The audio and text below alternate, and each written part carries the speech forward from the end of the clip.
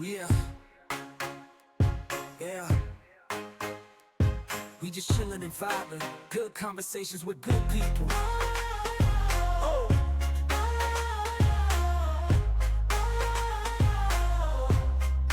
good conversations with good people. Yeah,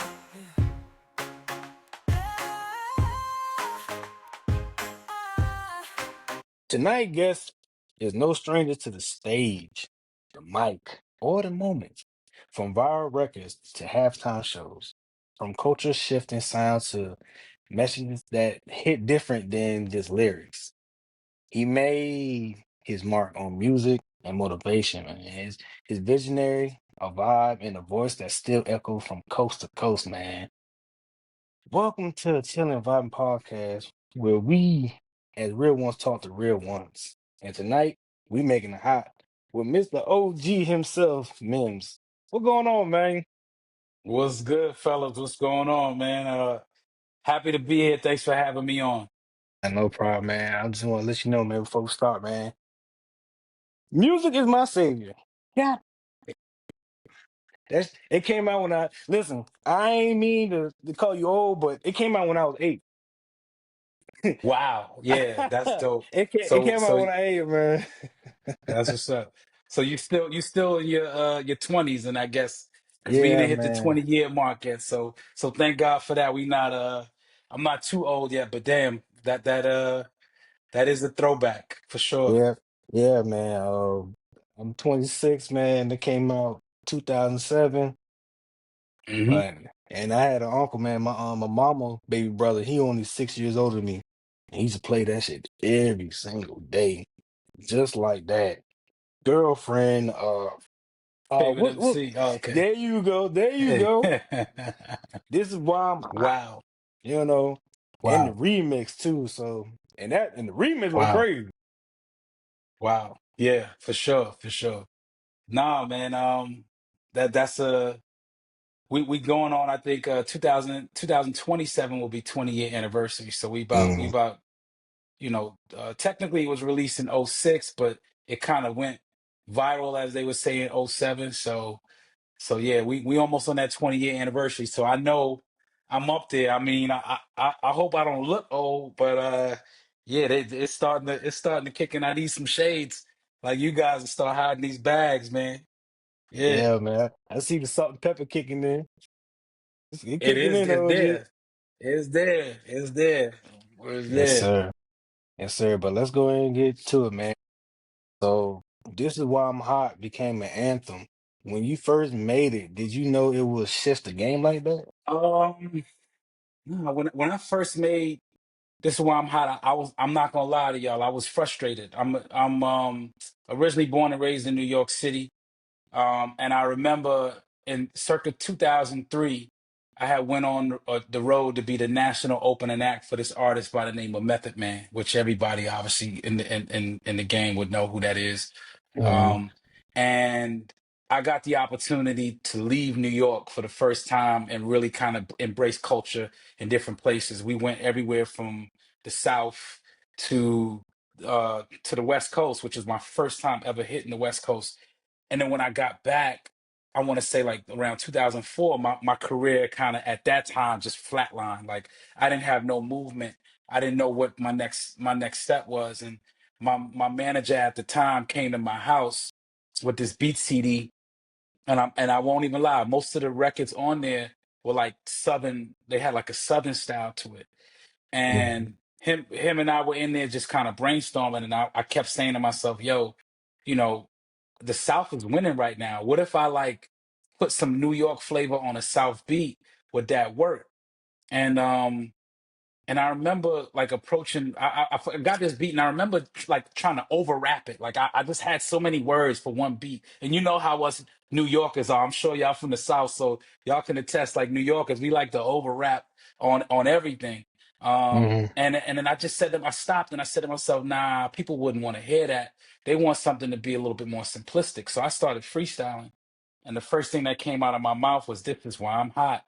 And I just repeated that like 4 or 5 times. Why? And then it just started sounding like a hook to me. Then I said, you know what? Nah, let's start the verses. Another chick, another drop, and then it almost A little made it turn. feel like, yeah, like Wasn't I it? started saying, man, this is easy listening. And I laid it down, and it wasn't on I laid it on another beat, not the one that people are used to, but I knew that the beat that I Oh, laid it on wasn't the one, so I sent it down to the south to a producer by the name of DJ Blackout, and he put his foot in it. He made it what it was, and like he rearranged the verses, and he put samples from different records in it to kind of like make it like a DJ anthem, and next thing you know, the record just kind of skyrocketed. yeah, it damn sure did. Yeah, Yeah, it was number one in the country, man. How did that make you absolutely. feel? At the time, I would say when you're an artist and you're in that position at the time, you don't realize how big of a scenario or situation that is. Um, I won't lie, like when I was I didn't realize how many artists never get to number one at that Mm, time. I didn't realize it because I'm like, we did a number one. All right, let's get to the next record. Let's like I want to feel this again. And I didn't realize how hard it was to get to that number one spot. So looking back on it now, what I could say is if y'all into sports, it's like winning a championship. It's like, like that's the equivalent. When you got that number one spot as an artist and you hold that number one spot, whether it be for a week or two, that feeling right now is like I could say, yo, looking back on my career at its inception, I won a championship. And not mm, only did I win it, like not only did I win it, but I won it on my first year in, so it's a surreal moment, but it's also one of those moments you don't even realize until you look back and say, damn, that wasn't an easy thing to do. So yeah, shout out to anybody out there that got multiple number ones because yeah, they put that you got it's a lot of work you got to put in to get there.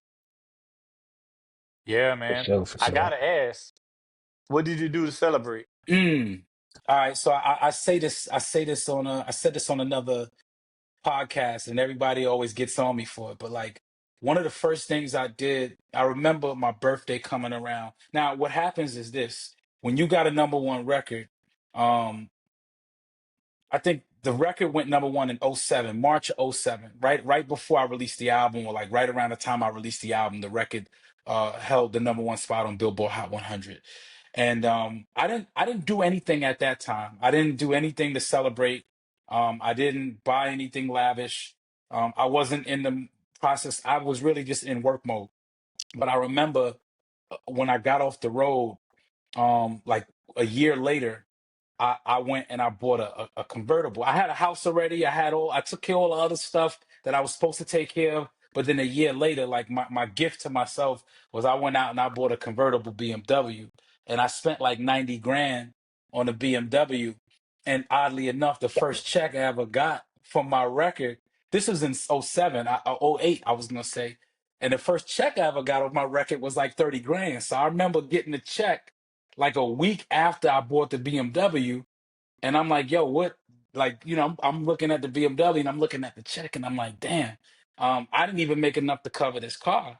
Um, and it's not I know people are gonna get on me for it because they say, oh, you went and you spent your money.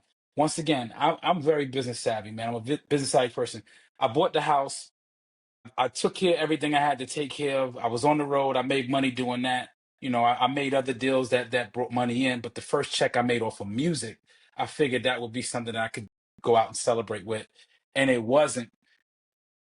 So yeah, in hindsight, I bought a BMW, but I probably should have waited for the check to come first before I bought that car. Yeah, yeah, yeah. You should did Yeah, that, me dog. Hey, but it's nah, all a learning respect, respect. process. No, no, no. We do definitely understand that. So but so what part of the journey do you think the industry overlooked, but the fans never did? I think during my time when I launched my career, it was during the cusp of physical sales and digital sales, right? So I think Mm, for me, the biggest thing was A lot of people at the time deemed my career unsuccessful because I had sold millions of digital records and millions of ringtones, but my album sales were subpar compared to the people who came before me. But legitimately speaking, I want to say January, February, March of '07, iTunes was starting to heat up, and that was the Mm-hmm. way people were consuming their music. People went out and they had, I think, the first iPhone or iPod was out around then, and the iPhone came out shortly after, and that's how the world was consuming music. So when they look back at the album sales, I got caught in the middle of, yo, did was that album considered successful, or was he a quote unquote one hit wonder? And I think that it didn't kick in until it didn't kick in until now, where people start to see like, damn, that was a part of my childhood, so much so that they start to, like you said, they start to talk about other records I had on the album, and they start to talk about the things that, and now I'm going out and I'm doing these big festivals, and I'm seeing how much the people love the music I released back then. And when you living in that moment, it's kind of disheartening, because you got the world, for 1 minute they love the hell out of you, like everything Mm-hmm. you do, everything they, every time they see you, man, I love you, I love you, I love you. And then like it was a complete 180, within a year or two's time, where the world start to despise you and hate you and tell you, yo, you suck and you're not a good musician. And I think that it's, to me, it's I don't want to blame anything. I think that the world was just in a transition. Music was just being transitioned from one space to the next. There were no more physical albums. Digital sales became the thing, and I just got caught in it. And to be honest with you, there got to be one person, right? There's got to be a scapegoat that gets that. And thank God I got a strong spirit, because I never really let it affect me. I just went out, kept my head down, did what I had to do, rocked with who rocked with me, and I'm here now because of it. Yeah. Man, you gotta Respect, do that, respect. man. And one thing I've learned too, man, like you can't please everybody, no matter how hard you try. There, there you go. Somebody's gonna be pissed off. Somebody, no It'd be matter all what right. you do, no matter what you say, somebody gonna be pissed off just because of who you is, man. It's just wild. It's a crazy world out here, man. But how do you stay motivated and Absolutely. inspired? It depends on the period in life. Now I was blessed to have I have a son. My son was born 2020, March 2020, and I became a father. And I think that gives you a newfound respect for life, a newfound motivation for things. And now you're not even just living for your own legacy per se. You're basically living to make sure that this little person who looks like you, who resembles you, grows up in a good world, in a good space, and becomes a good person. So in today's world, that's my motivation. Back then, I think I was fueled by, it's funny, I was fueled by the love, like you fueled by the love. People who show you love, you show love back. But I also feel like there's a, and this is probably something that people should be cognizant of, right? You can be fueled by hate. I was fueled by hate as well, because every time I would hear someone say something negative, it just pushed me to go harder. The problem was that with that is that the negativity resonates way more than the positivity does if you're paying attention to it. And because of that, Mm-hmm. when you start paying attention to negative things and negative people, you start trying to prove to them that you can be something they're not, and then you start to alienate the people who support you. So I didn't really learn that. Like I would do records, for example, like, after coming off of records like This Is Why I'm Hot, I would go in and do freestyles that were like the hardest records, street records you would ever hear, because I kept trying to prove that I wasn't just this fly by night artist that just popped up out of nowhere, and that I actually had skills. And then I started realizing, well, damn, I'm starting to forget about the people who supported me and got me here. And that's an easy thing to do when you're listening to hate. So for a moment in my career, I was fueled by the love. Then I got fueled by the hate. But now in life, I'm fueled by the love again, and that's where I'm at now. Respect, respect.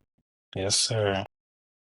But man, we forgot to ask you, man, because we normally ask a lot of rappers, hip hop artists, R&B singers, man.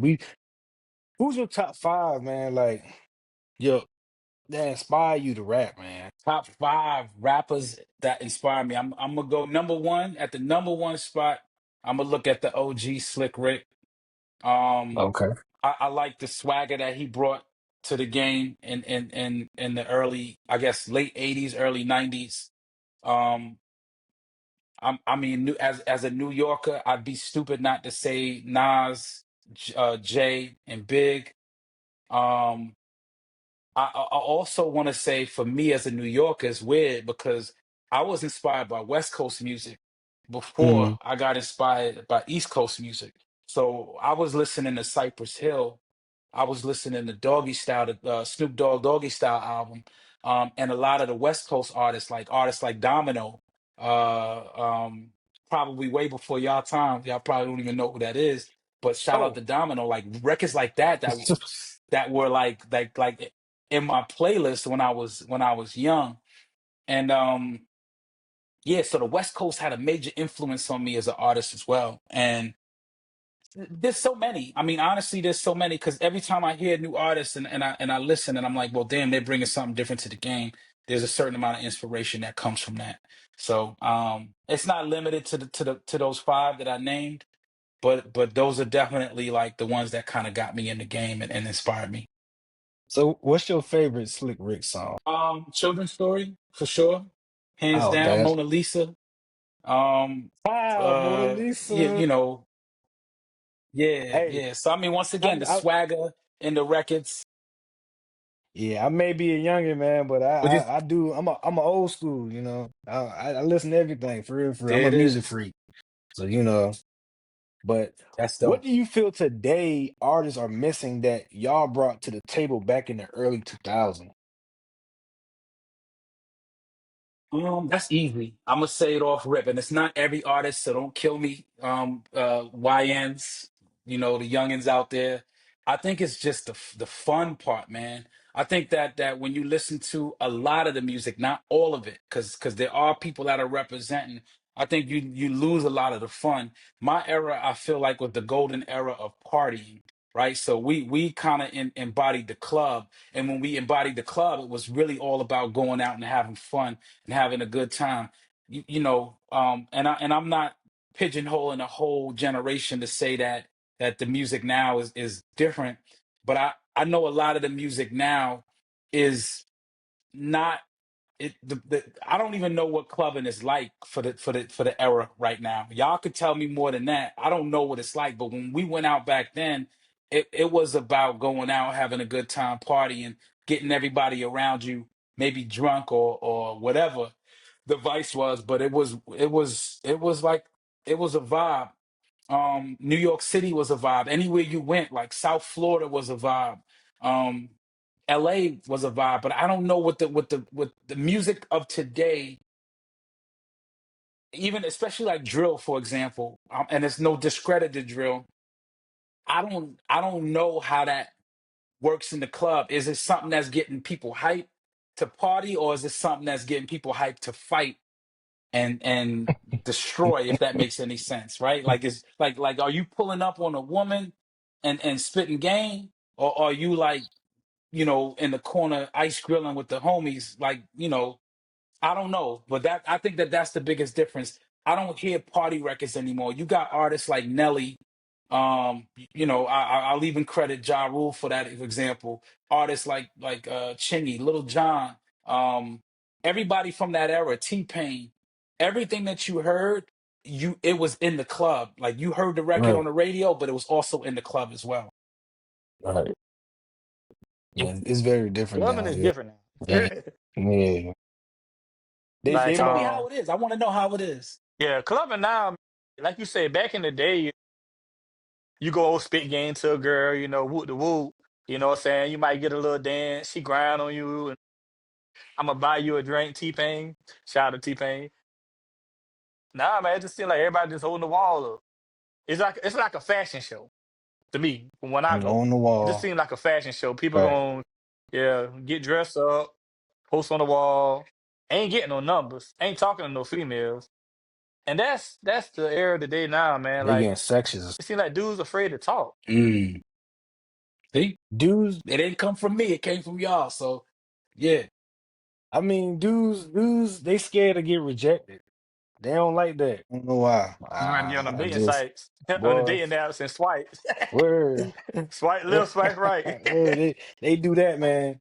But no, but the females today, man, they dance on other females. Now, I was in the, high school, I was still there when them boys we used to like grab a girl, grab a little booty, but you gotta be gentle with it, gotta be gentle. Don't be rough with it. Now they grabbing on girls, trying to come here. Like, nah, bro, you gotta be calm and collected, man. When you trying to talk to a girl, bro, you don't do that. It's different. I don't know. There you go. And I would say my argument would be, is it the music is the music helping? Because once again, T-Pain, I'm gonna buy you a drink. Like, it was cool to buy a woman a drink. It was cool to go out and, like, be suave and smooth. Biggie said, he had in his record, he said, once the grin I'm in game begin. Like, that's really what it was. Like, it was cool to be a romancer back then. And I feel like you said, if people are in the clubs now and they standing on the wall, that's a culture that I wouldn't care to be a part of, because I had a lot of fun running around during my era. Me Must too. be nice. Like me and the guys used to go out, man, and it used to be a competition. Who getting the most numbers? Oh, I bet you won't go talk to her. Shit, why not? Why not? Hey, girl, come here. Only thing you can do is tell me Exactly. no. Exactly. And no hard feelings. I go to the next one. Yes, sir. Alright.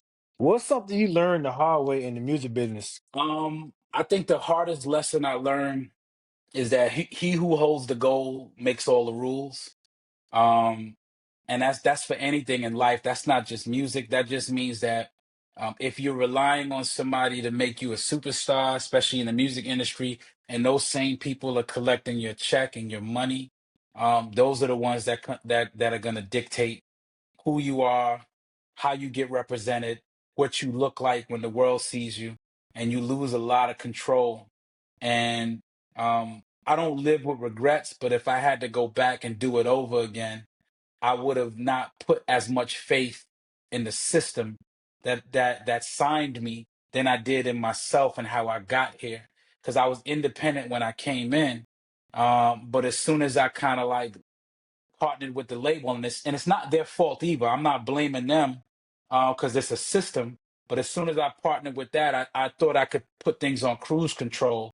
And you learn the hard way that that's not the way it should be. You should always fight for your creative freedom.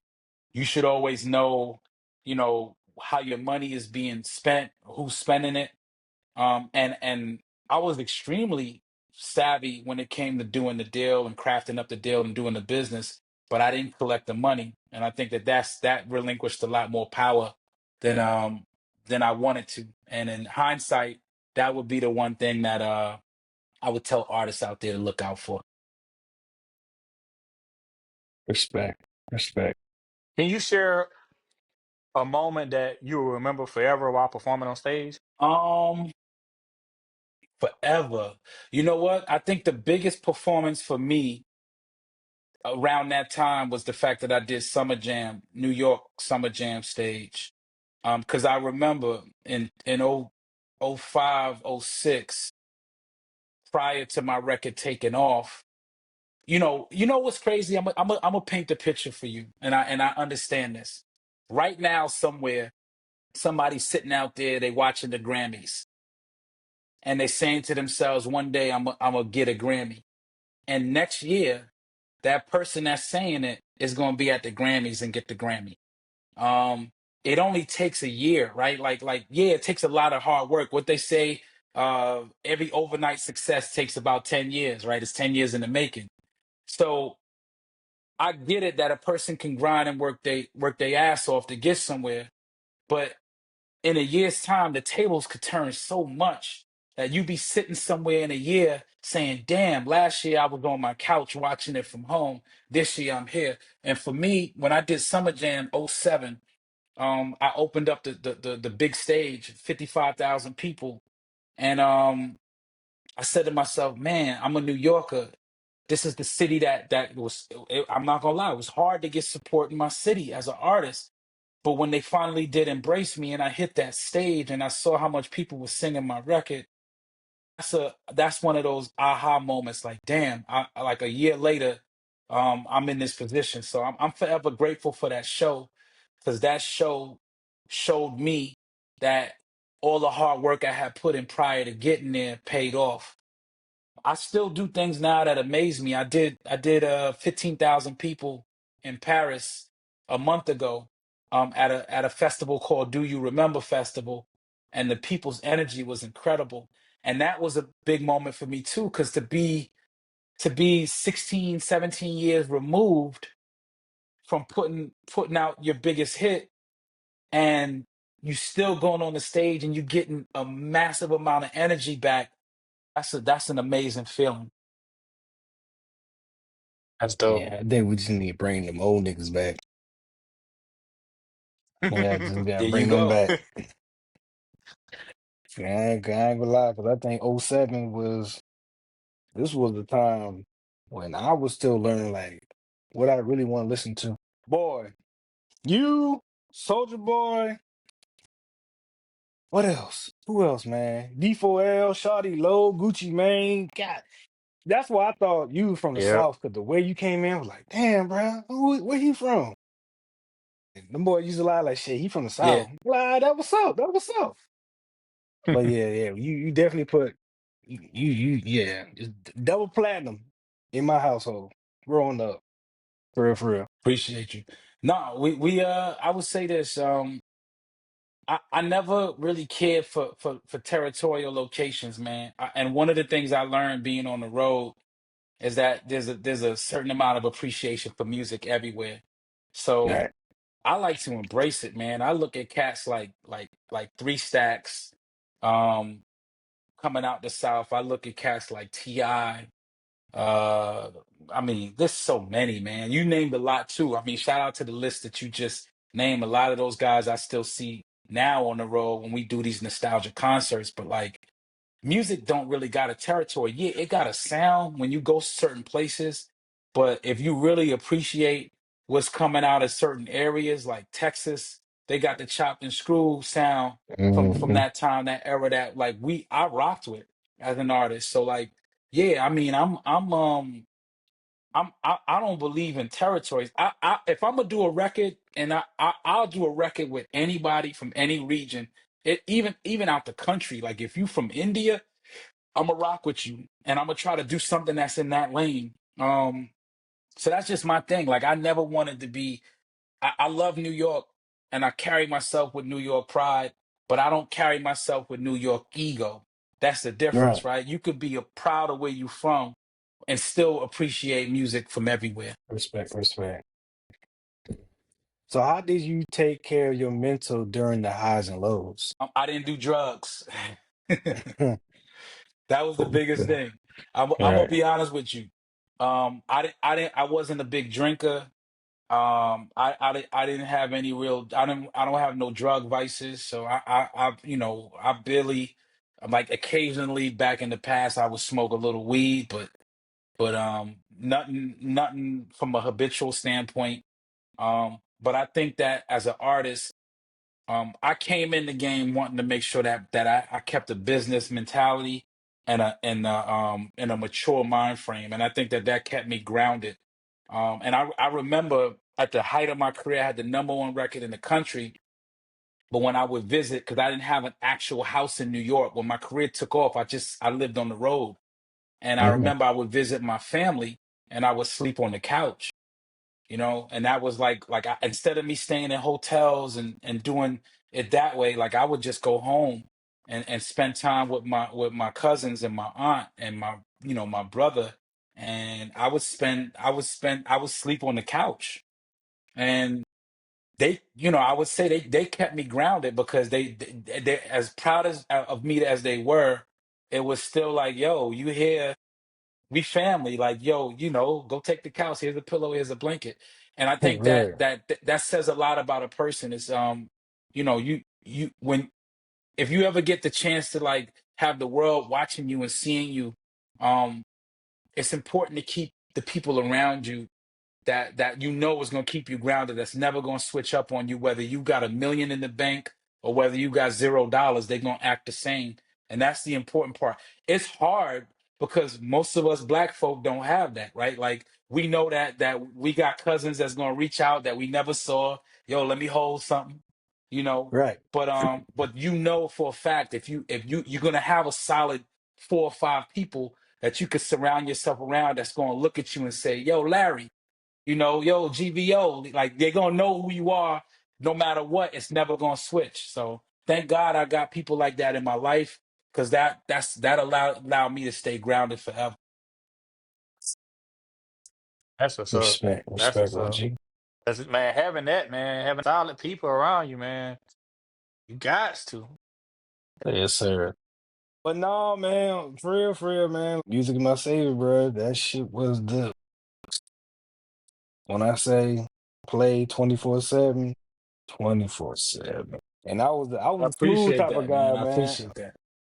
I used I, to listen. I see. I'm a smooth here, but I'm more a R&B type of guy. So like this, I was like shit. I said yeah. I said yeah. This right here I about to be the appreciate one. you. I appreciate you, No problem, man. No problem. I had to make sure I had to get your flowers while you still here, man. man. That means a lot, man. That means a lot to me for sure. Yes, sir. Yes, sir. Shit, Larry.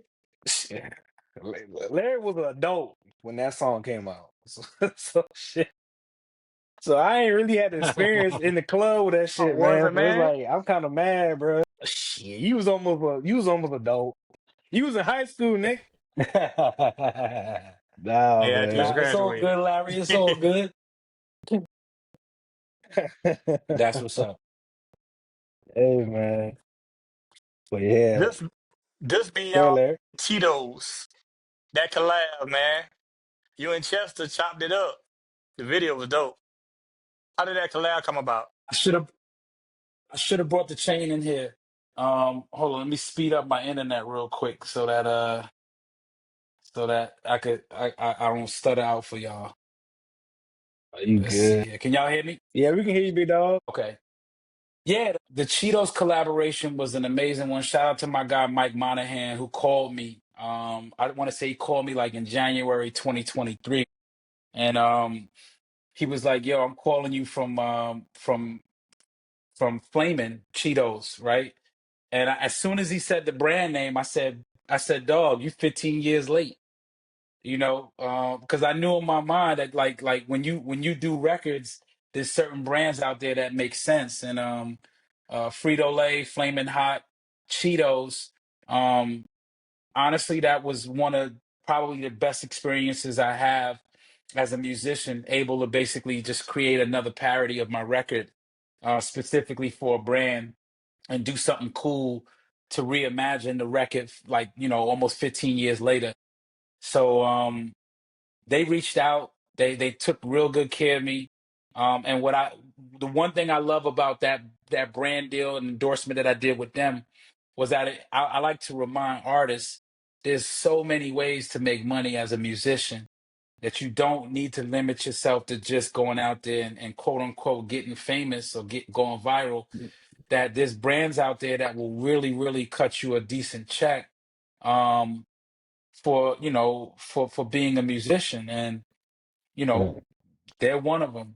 And there's other companies that will. And you could probably make more money doing brand deals than you can, um doing anything else. And that's what that taught me. So like, I'm welcoming in anybody else that wants to do a deal, because I realized in my tenure as a musician, those are the type of deals that keep the lights on forever. So yeah, that was a great shout out to Cheetos for that. They took care of me for sure. So Respect, respect. Do you feel like you already lived your biggest moment, or is your real purpose just now unfolding? That's a great question, man. That was a great question. I don't feel like I lived out my biggest moment. I feel like what I did was I feel like what I did was I created a path to walk down to where my last name commands some sort of respect. And with Mm, that respect that it commands, um the deals are going to flow easier in life for me than they would had I not had the biggest record in the country in 2007. And I feel like it it just, as big of a moment as it was really there to open the door for me for other things in life to be successful at. Um, I ventured into the tech space in 2012, and I started learning how to build applications and bootstrap companies and raise money. And even though I would say the stuff that I was working on then is not things that I'm interested in doing now because of my son being around, and I don't want that to take the time away.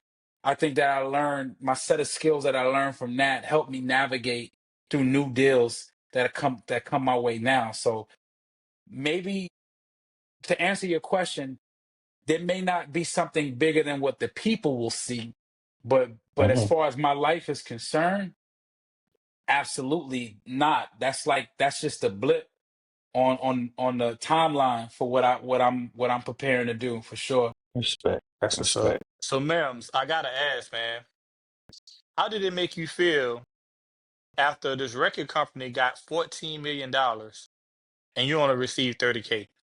What was going through your head?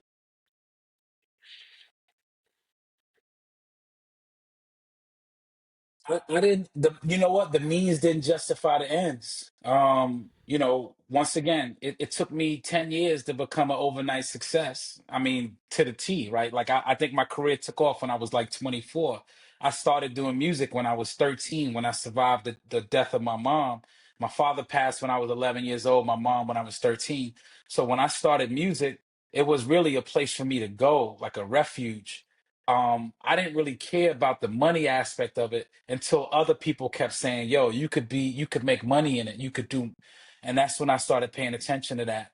But when you get to that mountaintop and you know that everything you worked for 10 years was diminished to a moment for a record label to take advantage of you, man, to me, I didn't even want to be a musician. Like there was no bone in my body that cared to be a musician. And I think that allowed me to know that I serve a bigger purpose outside of music. And that's why I got into technology and was able to be successful in that space as well. Because it's not necessarily about what your talents are, it's about your dedication, your determination, right? Like how bad do you want to do something different? So yeah, it's disheartening when a record label takes you, when they don't give you what you feel you deserve. Um, it's disheartening. But I will say this: not a lot of people would have walked away like I did, right? A lot of people would have stuck around and tried to do it again and try to do it again and again and again. And thank God for me, I like having a stubborn mindset worked in my favor because I said to myself, I love music so much that I'm gonna just do music for fun. If it comes back around and lands on my plate, great. But in the meantime, I gotta figure something else out. And earlier on in my career, I decided to venture off into different things. Since then, I've opened up food trucks. I've opened up studios. I've gotten into other, businesses. I did the tech space. I did the blockchain space.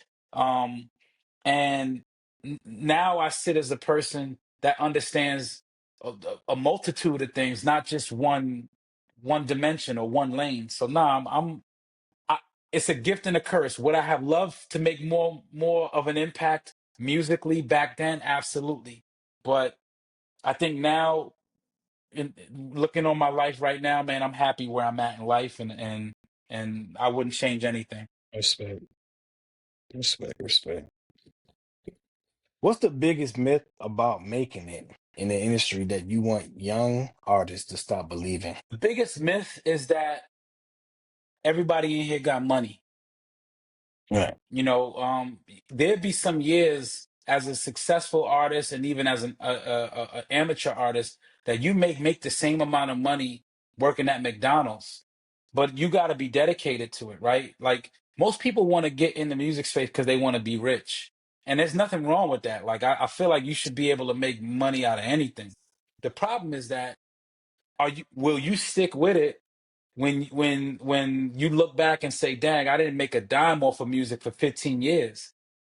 Right. I make money on music almost every year, let's say, right? But like there's some years where I look back and I'm like 20, 2020 when the pandemic hit, I didn't make a dollar off of shows.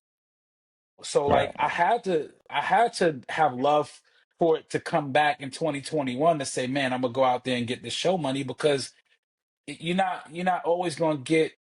It's not always about driving around in Ferraris and Rolls Royces. I know we see a lot of that on social media and on television, but Right. when the cameras is off, 95% of the people are not living that lifestyle for sure. Facts. Facts. Facts. Yeah. Yeah. I ain't gonna lie. I seen it, man. Especially when I used to watch that movie used to call MTV Cribs. Man, I'm thinking like that's their house for real, but when I look and I'm reading, doing research and doing documentaries and watch YouTube, them boys like, nah, that was my house. I was like, man, that's crazy. I said that's crazy. I think they said the only person that It's was funny. keeping it real was Redman. You know what? I put my actual house on MTV Cribs. Like I definitely put my real house on Cribs. I didn't want to do it at first because I didn't know if I wanted to invite people into my personal space. But I was Mhm. launching an album in 2009, and I was told it was going to be great publicity. And I always looked at Cribs. That was one of the shows I watched when I was younger too. But you're right. Like you'd be surprised at how many people are not showing their real lifestyle or not using their real life to just to show others that they got something. And I think that's it sucks because the reality of that is that some young person out there is trying to compete with somebody who ain't living that lifestyle. I remember watching was it Ocho Cinco, um and he was like, yo man, I was taking Spirit airline flights, to get around, and I respected that so much because not everybody want to tell that story. And I got a lot of friends that have been in the NFL and they not, they living good, but they not riding around in Rolls Royces every day. So I think it's Right. important for people to start seeing the reality versus what they imagine, because that imagination can destroy somebody. It's going to take somebody to the bank, and then they're going to sit there and be like, well, damn, I'm not living life as good as them. And nah, that's. Nah, I grew up around hustlers, so it's like if I ever got that type of money in my hand, man, I, I ain't no damn fool. I'm one of the cheapest man you ever know. I can be rich but still be cheap. And I said we don't need all that. We got bills, Miss Lady. We gotta make sure the lights still gotta be paid. You feel me? But yeah, so I There definitely you agree go. with that. I love that. I love that. Yes, sir. I definitely agree, man. Stop lying to these people, y'all. Yes, sir. Yes, sir. So what are the quietest win that no one saw but meant everything to you? I remember winning TechCrunch Disrupt, which was Mm, like a really coveted award for people with startups, right, in the startup space. And we won money. It was like 50 grand. And I'm not going to say the money didn't matter because anytime you get money is great. But I think the bigger thing for me was that it proved to me, this happened in 2017, and it proved to me then that that you could pivot into other industries and be successful, and that you didn't always have to think on a one track mind. So TechCrunch Disrupt 2017 startup of the year, went to a company called Recordgram, and that was my wow moment, for me learning stuff. Hey, yo, Mims. So, like, what advice would you give a young entrepreneur? The best advice I could give. I mean, there's so much advice you can give somebody. I know it sounds cliche to say like hard work and dedication, but that's probably like top of the list. You gotta be dedicated to what it is you want to do. So much so that you don't take no for an answer. And that's with anything. So like, you know, um, most people are going to be told that they can't do something a million times in life, but if you have that stubbornness in your mind that says, "Nah, man, you can't convince me that I'm not good and that I'm not going to accomplish what I'm accomplished." That's the first thing you always need. The second thing I would say is, depending on what you do, and pay attention to technology, right? Because technology, to me, if you really look at where we're going, you know that every so often you got people who jump on the wave of something and they become millionaires, billionaires with that one thing, and then every 10 years or so something new comes out and then they jump on that wave. And so I think if you really pay attention to the wave of technology, for example, in 2007 it went from LPs and records to MP3s, and then the MP3s killed the game, and then it went from you know that to streaming, and then streaming became the next iteration of music, and now we live in this world where virality is like everything. So you could be a musically inclined, but still be a great musician because you got an audience. Um, and the same goes for technology. Now you got AI that's being introduced. And I think people need to pay attention to it because AI is going to take a lot of jobs. And it's also going to bring a lot of wealth to certain individuals. So you just gotta be in it to win it, man. You gotta be in it, and you gotta do your research. What my man from Onyx say, my man Fredro Starr said, do your Googles. Do your Googles, man. Cause that's gonna keep you ahead of the curve. All right. Well, Mims, we appreciate you for coming to Chill and Vibe. But before we go, let everybody know what we doing, man. Oh, you already know what we doing. We chilling and vibing right here. Chill and vibe, y'all. Yes, Appreciate you, sir. man.